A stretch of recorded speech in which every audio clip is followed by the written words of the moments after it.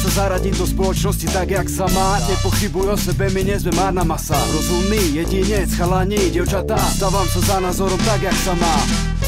Ja by som určite vymazal takú tú vzájomnú nevraživosť založenú na tom, že je niekto z východu, niekto z západu a blablabla, niekto je Maďar a niekto je Slovák. Vyrastol som v slovenskej dedine na južnom Slovensku u starých rodičov a nemám problém žiaden ani s Maďarmi, ani s východňarmi.